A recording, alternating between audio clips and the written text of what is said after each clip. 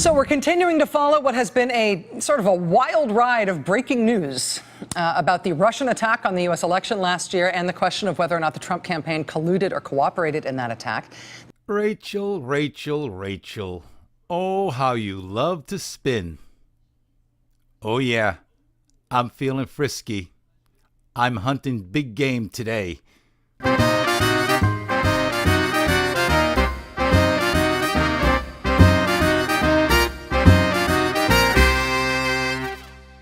The Senate Intelligence Committee this morning held their first open hearing on that subject, in which one of their experts dropped jaws around the room and around the country, frankly, when he testified that part of the reason Russian active measures were so effective in our election is because the Trump campaign and Donald Trump himself amplified Russian active measures and repeated them.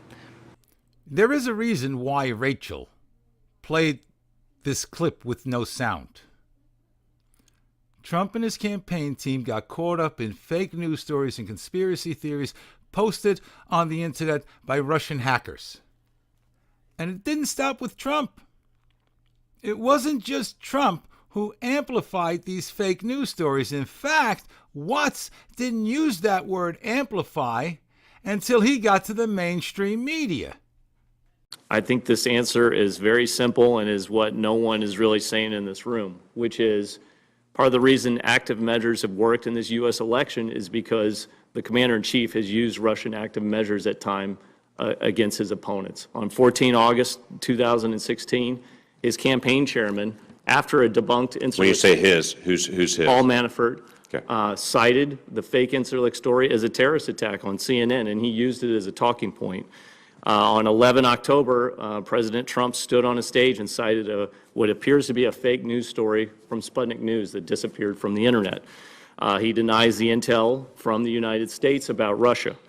He claimed that the election could be rigged. That was the #1 theme pushed by RT, Sputnik News, white outlets all the way up until the election.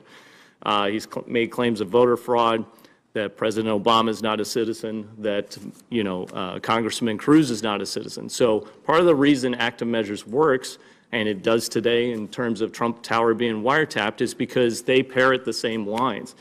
So Putin is correct. He can say that he's not influencing anything because he's just putting out his stance.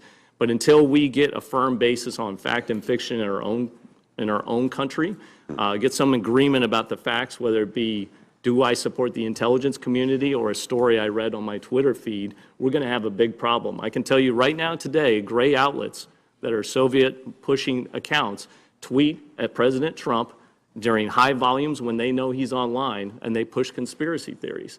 So if he is to click on one of those or cite one of those, it just proves Putin correct, that we can use this as a lever against the Americans. So this started in 2008-9 time period, as you've cited before with your previous timeline. Even before this rose up, even when there were 16 Republican candidates on the stage, this was a long time coming, and it seemed to be very well organized this time. Part of my question is, I get that completely. Why this time? They look to be more prepared. Probing, evaluating states, trying to get into voter records, trying to be more active in the process. They have plausible deniability. If you wanted to run this during the Cold War, you would have had to put agents inside the United States. They would have been stalked by counterintelligence professionals. They would have been run down. You couldn't have gained an audience on a communist newspaper, for example. Today, you can create the content, gain the audience, build the bots, pick out the election and even the voters that are valued the most in swing states, and actually insert the right content in a deliberate period. They pre-planned it. They were based a year and a half out. They're doing it today on the European elections. And here's the other thing that needs to come up. They try all messages. We've been very focused on, our presidential election. The Republicans, tend to come up, but the Democrats, they were there too. They were with Bernie Sanders supporters trying to influence them in different directions. So they play all sides. They, much like I learned in infantry school about how they use artillery. They fire artillery everywhere, and once they get a break in the wall, that's where they swarm in and they focus. And they do that very well today. You'll see them in Europe supporting people on the left or right, whichever will dismantle the democratic function that they're after. So I think the important point moving forward is we have to educate our public and even our institutions and the mainstream media is right to be taking some on the chin right now. They've fallen for a lot of these fake news stories. They've amplified it, and they've not gone back and done good fact-checking. The media needs to improve. Our U.S. government institutions need to improve, and we got to help Americans understand what the facts are, because if we don't, we are lost. We will become two separate, maybe three separate worlds in the United States, just because of this little bitty pinprick that was put in by a foreign country.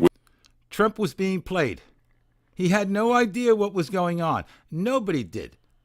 Paul Manafort had to resign 5 months into the campaign because it was discovered that he was involved in business deals with Russia and had a hand in the Ukrainian election.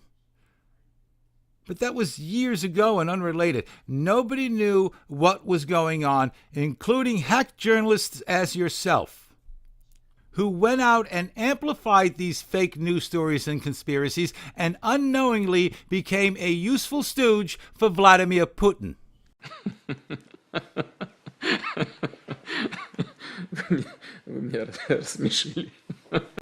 Jim Himes, Congressman from Connecticut, member of the House Intelligence Committee, joins us now. Congressman Himes, thank you so much for being with us. Really appreciate it. Hi, Rachel. So, a lot to deal with, a lot on your plate right now that wasn't even there when you woke up this morning. What can you tell us about General Flynn reportedly offering to testify in exchange for immunity? Well, interestingly, when I last checked in, which was a couple of hours ago, actually nobody on the Intelligence Committee had actually received a communication from General Flynn. So, we'll need to wait to see if that comes in. And then, of course, what we're going to need to think about is it is true that Congress or a congressional committee can offer immunity from prosecution. Obviously, when law enforcement does this, they usually do this because the individual granted immunity has a story to tell which implicates higher-ups. You know, you arrest the corner drug dealer, you give that individual immunity so that you can go after the kingpin. But speaking about Michael Flynn, the only reason you know about this is because he, as well others, were caught up in a surveillance operation involving Russian hacking. And Attorney General Susan Rice ordered that he be unmasked, that is, revealed to the public. And it would seem for nothing but political purposes. But her MO really is irrelevant. What she did was illegal. And then she lied about it at first, and then she realized later on that the jig was up, and she finally admitted to it. How's that for an ethics violation? Here we'll really have to think about and coordinate in particular with law enforcement.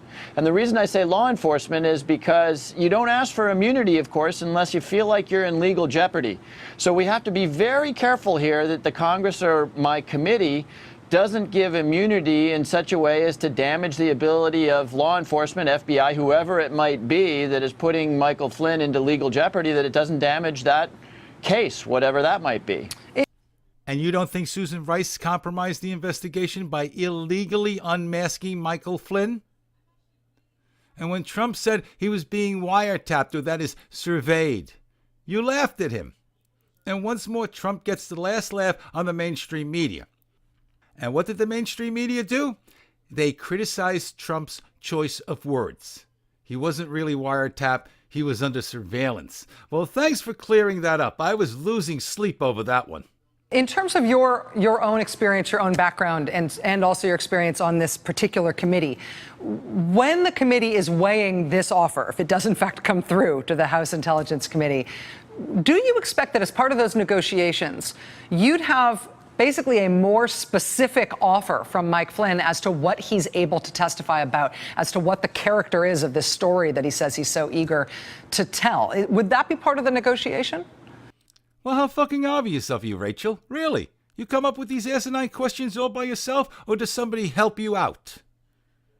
Well, of course, that's the essential part of the negotiation, around immunity. You really need to know what it is that in this case, Michael Flynn, but the witness might actually say, and whether it's valuable information. Look, you're not going to grant somebody who potentially committed a crime immunity unless you really think you're going to get something of very real value. And again, we need to be, this isn't just one committee being asked for immunity. It is possible that law enforcement might be interested did here. And so, my committee can't just go off and say, yeah, no problem, General Flynn will give you immunity, without closely coordinating with whatever law enforcement agency might be in the back of Michael Flynn's mind as possibly creating some legal jeopardy for him. Don't you just love the way they went over the same thing they talked about before, but somehow make it sound fresh and different? Fucking talent. Let me ask you, Congressman, about this other news today from the New York Times and then added to by the Washington Post this evening, that there were White House officials, named White House officials, who provided this mysterious classified information to your chairman, which he then held a couple of press conferences about and then ran that information back into the White House to notify them about this information, which apparently came from the White House in the first place. What do you make of that? Are you concerned that White House officials were involved and that they were tracking this information for some reason? I keep thinking of that Alice in Wonderland line, curiouser and curiouser. And I keep thinking about the private meeting Bill Clinton had with Loretta Lynch in that airplane, as well keep thinking about Susan Rice illegally unmasking Michael Flynn.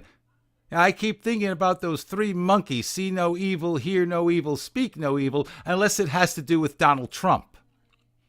Turn a blind eye to Bill Clinton and Loretta Lynch in that airplane.